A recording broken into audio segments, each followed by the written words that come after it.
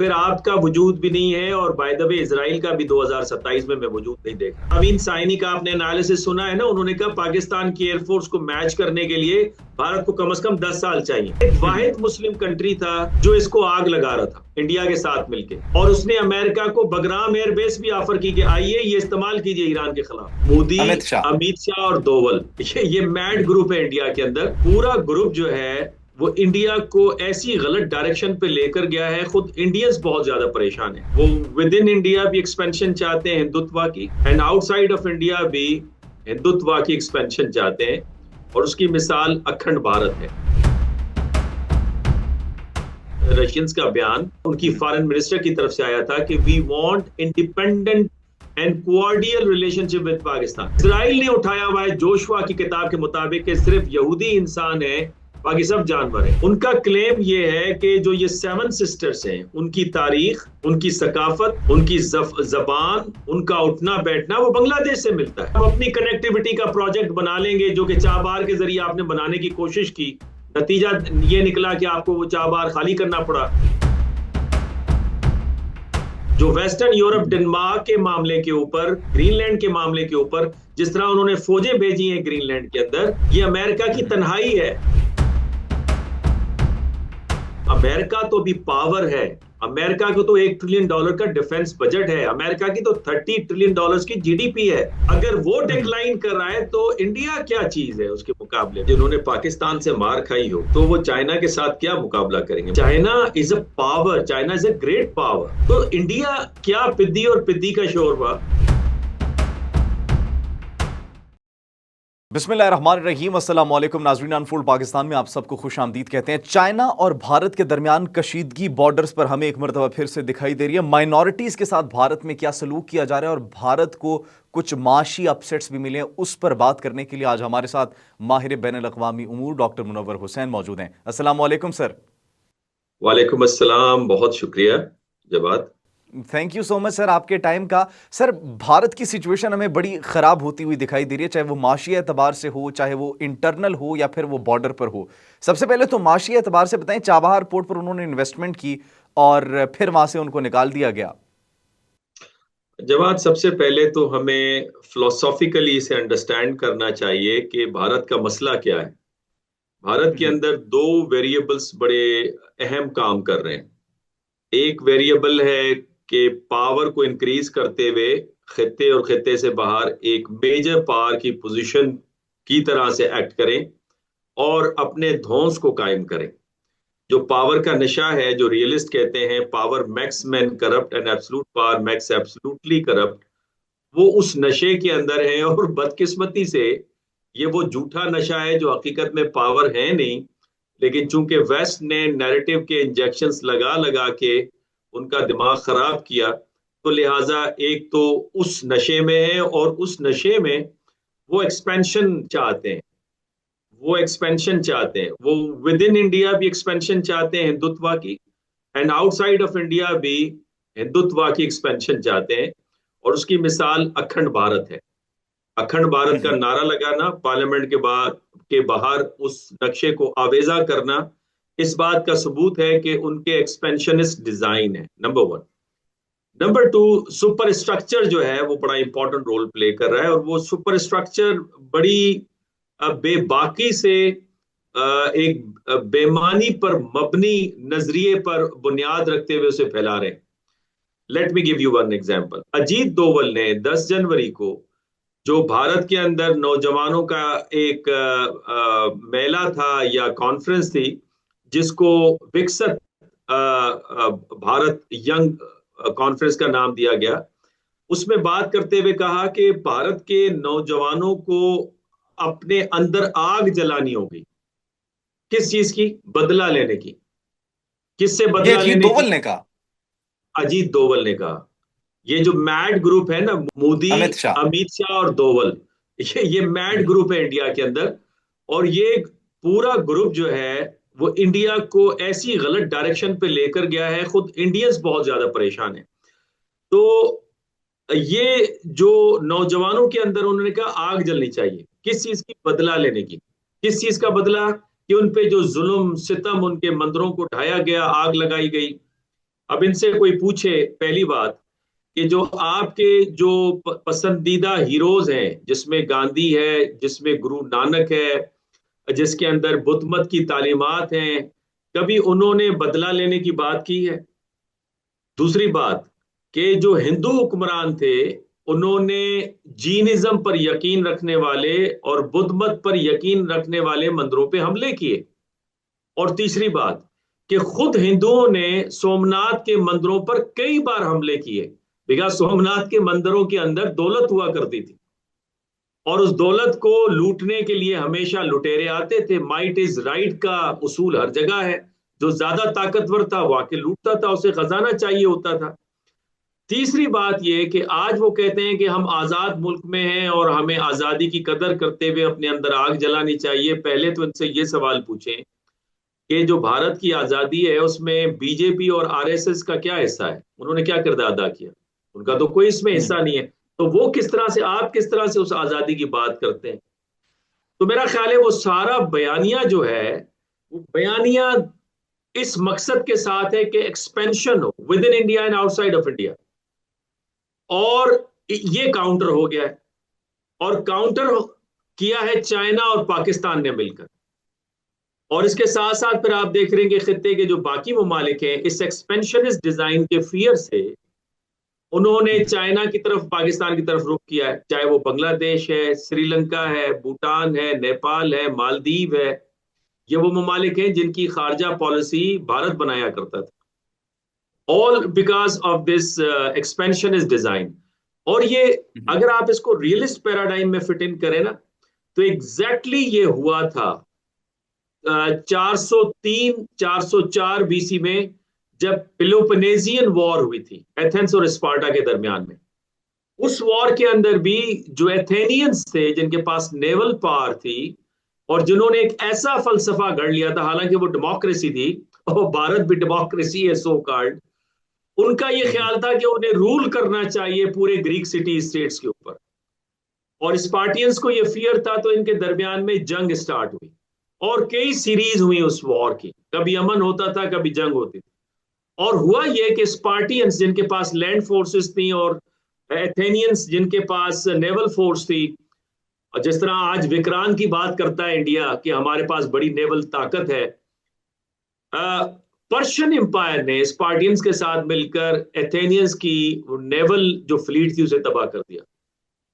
और फिर हमने देखा कि जो एथेंस था उसने शिकस्त कबूल कर ली। आज पर भारत एग्जैक्टली भी कोशिश तो करता है ऐसे आगे बढ़ने की, लेकिन मार खा जाता है हर जगह पर। अभी चाइना की तरफ भी बढ़ने की उन्होंने कोशिश की थी। जी जी, मार खा गया है। मैं यही बता रहा हूं, ये जो मई के अंदर हुआ है, एग्जैक्टली ये हुआ है मई के अंदर। जो हमने उनकी फेंटी लगाई है वो एग्जैक्टली ये है कि अब न चाइना, और मजे की बात यह है कि रशिया, कल मैं देख रहा था रशियंस का बयान, उनकी फॉरेन मिनिस्टर की तरफ से आया था कि we want independent and cordial relationship with Pakistan. और आप याद रखें कि 2-4 महीने पहले उनका एक हाई लेवल का डेलीगेशन पाकिस्तान आया और उन्होंने मैसेज कन्वे किया कि we know that Indians they are playing the double game, so therefore we want to have good relationship with Pakistan. China उनकी कदर नहीं कर रहा, रशियंस उनकी कदर नहीं कर रहे। ईरानियन डिप्लोमेट मुझे 2-3 हफ्ते पहले कहीं मिला, उसने हमें खुद बताया कि 1 मिलियन टन चावल का ऑर्डर हमने पाकिस्तान को दिया है और we are diverting our trade from India to Pakistan, we don't trust India. तो इससे आप अंदाजा लगाइए कि जो भारत जो है, because it has emerged as a source of instability in Asia. Qatar में उनकी एक्टिविटीज हैं, अफगानिस्तान के साथ, और अफगानिस्तान की तो मैं क्या बात करूं। ईरान और अमेरिकन क्राइसिस को सऊदिया, तुर्की, इजिप्ट, कतर, पाकिस्तान ये मिलकर मैनेज कर रहे थे और मैनेज कर लिया। आपको पता है एक वाहिद मुस्लिम कंट्री था जो इसको आग लगा रहा था इंडिया के साथ मिलके, और उसने अमेरिका को बगराम एयरबेस भी ऑफर की कि आइए ये इस्तेमाल कीजिए ईरान के खिलाफ, और वो था अफगानिस्तान। तो ये इंस्टेबिलिटी का मेजर सोर्स है एरिया में। और जहां पे ये इंस्टेबिलिटी का मेजर सोर्स है। अब इनकी बदकिस्मती ये है कि पाकिस्तान ने इनके चेहरे से निकाब हटा दिया है और अब चाइना की दुनिया को तरफ भी समझ सर आ जाने गई। की कोशिश की थी। सर चाइना की तरफ भी जाने की कोशिश की थी, लेकिन राहुल गांधी जब वहां पर गए तो वहां पर काफी इलाकों पर कब्जा करने की भी बातें जो हैं वो आ रही थी, उसमें कितनी हकीकत मौजूद है? ये आपने वजह फरमाया। देखें, चाइना का एक हिस्टोरिकल क्लेम है अरुणाचल प्रदेश पर, और उन्होंने कहा कि ये इलाके एक किस्म के आजाद इलाके थे और ये चाइना का हिस्सा थे, और भारत ने इलीगली इस पे कब्जा किया। आपको याद होगा कि 2-4 साल पहले उन्होंने 10,000 मुरब्बा किलोमीटर अपने उसमें ले लिया था कंट्रोल में, और फिर नई पोस्टें बनाई, और अब तो वो दिन ब दिन एक्सपैंड कर रहे हैं उसके अंदर, वो अपनी जगह को ले रहे हैं। और मामला फकत ये सर और नहीं है, मोदी बल्कि खामोश वो है। जो चिकन एग बॉर्डर है, चिकन एग बॉर्डर है, जो चिकन एग जो रियासतें हैं, 7 सिस्टर्स जिसे कहा जाता है, वहां पे भी पोस्टर्स लग गए। और यहां तक कि बांग्लादेश जो है उसका भी क्लेम है, और उसका राइटली क्लेम है। मैं आपको बताऊं, उनका क्लेम ये है कि जो ये 7 सिस्टर्स हैं, उनकी तारीख, उनकी सकाफत, उनकी जबान, उनका उठना बैठना वो बांग्लादेश से मिलता है, न कि भारत से मिलता है। तो लिहाजा वो जो ग्रेटर बांग्लादेश है, जिसकी आपने देखा कि जो उबूरी हुकूमत के सरबरा डॉक्टर यूनिस हैं, उन्होंने पाकिस्तानी अथॉरिटीज के जब ऑफिशियल्स ने वहां विजिट पे किया तो उन्होंने उनको वो किताब तोहफे में दी। और वहां पे जो सिटीजन्स पार्टी है नौजवानों की, वो भी इस पे तरवीज करते हुए अक्सर नजर आते हैं। और बाय द वे मैं आपको ये भी बता दूं कि जो 7 सिस्टर्स हैं, उनके जो लीडर्स हैं वो भी बांग्लादेश की तरफ देख रहे हैं। And it is all because of inept policies of India. India is not a power, but because of arrogance, that we are unique and we are chosen. The same narrative जो western world ने उठाया उठाया हुआ था manifest destiny का, जो Israel ने उठाया हुआ है जोशुआ की किताब के मुताबिक कि सिर्फ यहूदी इंसान है, बाकी सब जानवर है, उन्हीं के, वो कहते हैं ना, कबा चला हंस की चाल अपनी चाल में भूल बैठा। न अपनी कैपेबिलिटी देखी, न कैपेसिटी देखी, न तारीख देखी, न अपनी डेमोग्राफी देखी, वो सब डिस्टर्ब करके बैठ गया है। और अनकरीब हम नहीं चाहते बीइंग अ पाकिस्तानी के इंडिया डिसइंटीग्रेट हो, because it would have a very negative implication for the whole region. But जो मौजूदा हुकूमत है, वो जिस डगर पे चल पड़ी है, वो इंडिया को यकीनन टूटने की तरफ ले जा रही है। मैंने कई बार जिक्र किया है, खशवत सिंह ने 2003 में इसकी प्रिडिक्शन दी है अपनी किताब एंड टू द इंडिया में। इस किस्म की बात अवेश शुक्ला करता है अपनी 2 किताबों में, D generation, disappearance of Indian democracy, और दूसरी किताब जिसमें वो एक्सपेंशन ऑफ बफर जोन की बात करता है, Holi cause and expansion of buffer zone. ये सारे उनके प्रिडिक्ट कर रहे हैं। तो कहने का मकसद ये है कि भारत को सोचना होगा। और मजे की आपको बात बताऊं, आपकी जो डेवलपमेंट होती है ना, वो खित्ते की होती है डेवलपमेंट, किसी एक मुल्क की नहीं होती।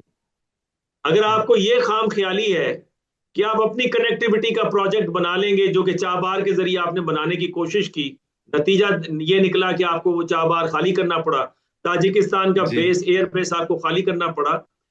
इससे आपको लेसन लर्न, और आईमेक की आपने बड़ी बातें उड़ाई, वो आईमेक भी पानी पानी हो गया।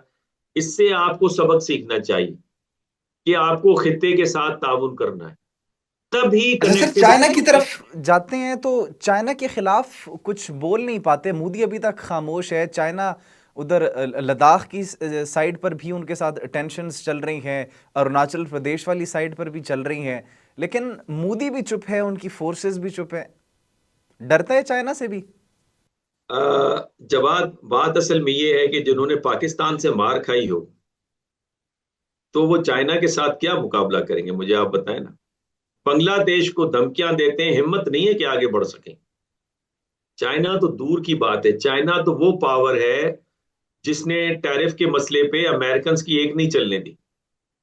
चाइना तो वो पावर है जिसने ईरान के मसले पे क्लियर कट मैसेज दिया, अमेरिकन को पीछे हटना पड़ा। तो China is a power, China is a great power और मैनी चेस बोर्ड्स पर, because in international politics there are many chess boards. Geopolitics का है, जियो इकोनॉमी का है, कल्चर का है, इंफॉर्मेशन का है, साइंटिफिक डेवलपमेंट का है, टेक्नोलॉजी का है, साइबर वॉरफेयर का है, स्पेस का है। चाइनीज आउट ऑफ 65-58 में लीड कर रहा है। चाइना इस वक्त 1.1 ट्रिलियन डॉलर की ट्रेड सरप्लस जा रहा है, जबकि ट्रिलियंस ऑफ डॉलर्स की अमेरिका लॉस कर रहा है। तो इंडिया क्या पिद्दी और पिद्दी का शोरबा। India can be an influential state if it cooperates with the regional countries. आपका कॉन्फ्लिक्ट है पाकिस्तान के साथ।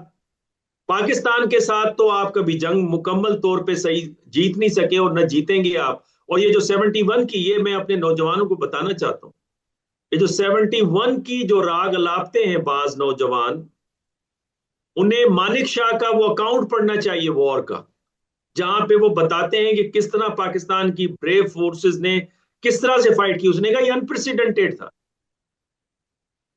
तो कहने का मकसद ये कि हमें समझना ये चाहिए कि इस ग्लोबलाइज्ड वर्ल्ड में आप अगर 10,000 माइल दूर के एक मुल्क के साथ मिलके और समझते हैं कि आप उसके पोल का हिस्सा हैं, तो फिर आपका वजूद भी नहीं है। और बाय द वे इसराइल का भी 2027 में मैं वजूद नहीं देख रहा। एंड दिस इज ऑल बड़ी बात बिकॉज कर रहे हैं ऑफ सर आप। Inept policies.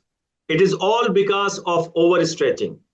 It is all because of conflicting with your so-called friendly nations and enemy nations. Qatar आपका दुश्मन तो नहीं था, उधर आप क्या कर रहे थे? ईरान तो आपके साथ बड़ी कोऑपरेशन करता था, बल्कि एक वक्त था ईरान कश्मीर पे बात नहीं करता था। लेकिन फिर आपने उनके साथ क्या किया 12 दिनों की जंग में? तो कहने का मकसद ये कि मुझे नहीं लगता कि इंटरनेशनल पॉलिटिक्स में अब कोई भारत की सेब बनेगी। और मोदी साहब ने भारत को उस जगह लाके खड़ा कर दिया है जहां पे कम से कम 10 से 20 साल उन्हें चाहिए। वो अपरावीन साइनी का आपने एनालिसिस सुना है ना, उन्होंने कहा पाकिस्तान की एयरफोर्स को मैच करने के लिए भारत को कम से कम 10 साल चाहिए। तो अपने इन्फ्लुएंस को भी बहाल करने के लिए और ये जो तासुर कायम हुआ है, इससे निकलने के लिए भी कम से कम 1 से 2 दहाई चाहिए भारत। सर, भारत जिस तरह दीगर ममालिक के अंदर आपने बताया कि जब तक कोऑपरेट नहीं करेगा तो वो फिर अपनी उस साख को बहाल नहीं कर पाएगा। भारत के अंदरूनी हालात की अगर बात करें तो वहाँ पर माइनॉरिटीज़ के साथ क्या सलूक किया जा रहा है? पहले क्रिश्चियंस के साथ कुछ सलूक किया गया और फिर मुसलमानों का भी बेदर्दी से कत्ल कर दिया जाता है। तो उस सोच को ये क्यों इतनी परवान चढ़ रही है भारत के अंदर? देखें, ये जो बयानिया दिया गया ना, उस बयानिए के अंदर जो विश्वा गुरु का बयानिया है, और जिसमें इस अजम्पशन को नौजवानों के अंदर इनकलकेट किया जा रहा है, और सेंट्रल इंडिया के नौजवानों को, जहां पे तालीम की कमी है, जहां पे मजहबी रुझानात ज्यादा हैं, और उसको नॉर्थ की तरफ भी ये ले गए किसी हद तक, और साउथ में भी पेनिट्रेट करने की कोशिश करें, लेकिन साउथ अभी तक इनकी बातों में नहीं आया। उस बयानिए में ये है कि ये हिंदू लैंड है और सारे हिंदू थे। ये जो कन्वर्जन है क्रिश्चियंस की, मुस्लिम्स की, ये जबरदस्ती की बुनियाद पे कन्वर्जन हुई। या तो ये आउटसाइडर्स हैं या इनको जबरदस्ती कन्वर्ट किया गया है। तो या तो आप दोबारा कन्वर्ट हो जाएं हिंदू में, या मुल्क छोड़ दें, या मरने के लिए तैयार हो जाएं। आपने देखा कि ये जो क्रिसमस था इस 25 दिसंबर पे, मेनी चर्चेस दे वर अंडर अटैक, और उनके जाके पादरियों को जदोकोब किया गया, थ्रेट किया गया। कहा गया कि आपका मसीह क्या है, हमारा गुरु जो है उसको आप देखें, उसकी तारीफ करें, ये आप क्या बकवास लिए बैठे। इसके साथ साथ आपने देखा कि मुसलमानों पे हमले, और वो मुसलमान, वो एक कश्मीर कॉलेज है, मेडिकल कॉलेज, वहां पे कश्मीरी मुसलमान मेरिट के ऊपर उनका दाखिला हुआ है, तो वो कॉलेज बंद करवा दिया है कि जी ये हिंदू, एक देवी के नाम पे कॉलेज है, तो यहां सिर्फ हिंदू पढ़ेंगे। ये बालासोर में एक नौजवान मुसलमान को मारा पीटा, इसलिए मारा पीटा कि वो श्री नाम का नारा लगा दें। आपसे अभी थोड़ी देर पहले गुफ्तगू हो रही थी। और फिर न सिखों को छोड़ा, न दलित्स को छोड़ा, और वो जीनिज्म पे और बुद्धिस्ट जो यकीन करने वाले, उनका तो मैंने पहले ही बता दिया, उनके मंदिरों का वजूद ही खत्म कर दिया भारत से। तो सर, जहां आपको ये ठीक होती माइनॉरिटीज हुई नहीं है। दिखाई दे रही है? पॉसिबिलिटी है ठीक होने की? है कोई इंतहा पसंदाना उनकी सोच में बेहतरी आ सकती है? देखिए, मैं आपको बात बताऊं, मुझे इसकी बेहतरी के बहुत कम चांसेस नजर आ रहे। वो कि एक बड़ी तादाद है, सैन वॉइसेस इंडिया में, बड़े पढ़े लिखे लोग हैं, बड़े सेंसिबल लोग हैं, डेमोक्रेटिक नेचर के और डेमोक्रेसी से मोहब्बत करने वाले लोग हैं, पाकिस्तान के साथ ताउन करने वाले लोग हैं। लेकिन जो उनकी रूलिंग एलीट है ना, उसकी हालत बहुत नाजुक है। आप अगर थोड़ा पीछे चले जाए, राजीव गांधी से पहले इंदिरा गांधी के जमाने में, तो इंदिरा गांधी साहिबा जानबूझकर मंदिरों में विजिट पे करती थी, ये तासुर देने के लिए कि वो हिंदुत्व पे यकीन रखती हैं। तो इसका मतलब ये हुआ कि अगर कांग्रेस दोबारा आती है, आपने देखा कि जो इस वक्त ये है अपना राजीव गांधी के बेटे हैं, राहुल गांधी साहब, राहुल गांधी। इन्होंने मोदी के डिजाइन पे दाढ़ी रखने की कोशिश की। इनको जरूरत क्या थी? यानी ये कॉपी कर रहे हैं।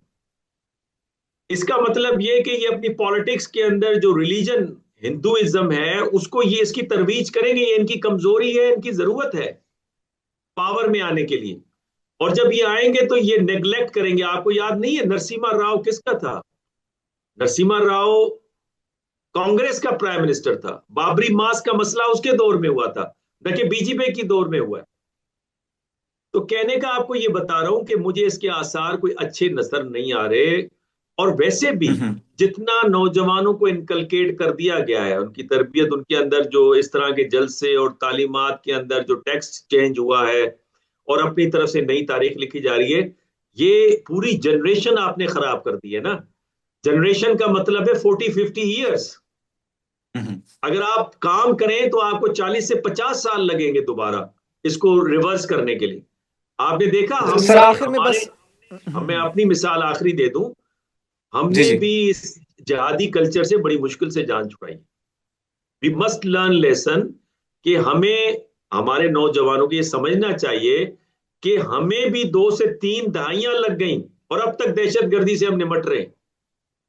तो बिल्कुल। भारत ने तो इतना गंद कर दिया है कि मुझे नहीं लगता 40-50 साल से पहले इस मुसीबत से भारत निकलेगा, चाहे कांग्रेस आ जाए, कोई और आ जाए। जिस डगर पे चल पड़े, जो सोसाइटी का उन्होंने सत्यानाश कर दिया है, वो बड़ा मुश्किल होगा। और जो रोशन ख्याल हैं वो बड़े कलील हैं, और वो सारे वो हैं जो कि इस जेनजी से ताल्लुक नहीं रखते। वो उससे पहले की जनरेशन है। तो उनका जो वक्त है, स्पेन है, टाइम है लाइफ का, वो कम है। तो ये एक बड़ी मेहनत तलब बात होगी कि अगर दोबारा रिवर्स करें इस कंडीशन। अच्छा सर आखिर में बस मैं आपसे ये जानना चाहूंगा कि भारत और पाकिस्तान के ताल्लुकात का मुस्तकबिल आपको क्या दिखाई देता है, या फिर दीगर भारत के पड़ोसी ममालिक के साथ उनका मुस्तकबिल? देखिए, अगर यही रवैया रखा और इस मुद्दतवा को, जो कि लेटेस्ट फॉर्म ऑफ हिंदुत्व है, इसी को फॉरेन पॉलिसी का कोर बना के चलते रहे और इसी की बुनियाद पर आपने इंटरवीन करते रहना है अगर पड़ोसियों के अंदरूनी मामलात में, और पड़ोस से दूर हटके भी, और फिर इसराइल की डगर पे चलना है, जायनिज्म और फाशिज्म के नजरिए को और चनकिया और मैकियावेलियन नजरिए को लेके चलना है, तो फिर तो आपके ताउन नामुमकिन है। और इस अनार्किक वर्ल्ड में आप झुंड के बगैर सरवाइव नहीं कर सकते। सर्वाइवल ऑफ द फिटेस्ट का मामला है। आप झुंड से अकेले हो जाएं, भले शेर हो, अपने आप को शेर समझते रहें, आप शेर है नहीं, आप गीदड़ हैं, और गीदड़ से भी गए गुजरे। लेकिन कहने का मकसद ये कि आप सरवाइव नहीं कर सकते। आप देखिएगा अभी अमेरिका के साथ क्या होता है, क्योंकि अमेरिकन ने भी अपने झुंड से अलहदा हो गया है। जो वेस्टर्न यूरोप, डेनमार्क के मामले के ऊपर, ग्रीनलैंड के मामले के ऊपर जिस तरह उन्होंने फौजें भेजी हैं ग्रीनलैंड के अंदर, ये अमेरिका की तन्हाई है। और ये आप देखिएगा क्या होता है आगे जाके। आज कनाडा का मैं देख रहा था बयान उनके प्राइम मिनिस्टर का, जिसमें उन्होंने बड़ा वजाहत के साथ कहा है कि हम नेटो आर्टिकल 5 के साथ हम बिल्कुल खड़े हुए हैं और हम किसी सूरत में अमेरिकन को अटैक नहीं करने देंगे, करेंगे तो हम लड़ेंगे। तो कहने का मकसद ये कि अमेरिका तो भी पावर है। अमेरिका को तो $1 ट्रिलियन का डिफेंस बजट है। अमेरिका की तो $30 ट्रिलियन की जीडीपी है। अमेरिका की बड़ी वाइब्रेंट सोसाइटी है। अमेरिका में अभी भी इनोवेशन हो रही है। अगर वो डिक्लाइन कर रहा है तो इंडिया क्या चीज है उसके मुकाबले में? तो लिहाजा मैं नहीं ठीक है। समझता कि इंडिया इस सारे बिहेवियर के साथ कोई सरवाइव कर पाएगा अगर वो ताउन नहीं करेगा। उसका एक ही है, इंटरनल चेंजेस भी लाए और अपने पड़ोसियों के साथ ताउन करे, तभी माशी तरक्की हासिल करेगा। और तब ही कुछ ना कुछ उसका माशरे में, यानी इंटरनेशनल माशरे में और इंटरनेशनल पॉलिटिक्स में कोई असर रसूख कायम हो पाएगा। ठीक है sir, thank you so much sir, बहुत शुक्रिया। और यकीनन अगर भारत इसी डगर पर चलता रहा तो वो दिन दूर नहीं कि भारत को बड़े हैवी नुकसानात होंगे। जिस तरीके से आपने कहा 2027 में भारत जो है वो ख़त्म होता हुआ दिखाई दे रहा है इसराइल के साथ साथ। बहुत शुक्रिया सर आपके कीमती वक्त का। नाजरीन, आपके भी बहुत से सवालात जो हैं, खदशात जो हैं वो दूर हो चुके होंगे। आपको हमारा ये इंटरव्यू कैसे लगा, कमेंट सेक्शन में अपनी कीमती राय से ज़रूर आगाह कीजिएगा। मुझे इजाज़त दीजिए, अपना ख्याल रखिएगा। अल्लाह ने कहमान।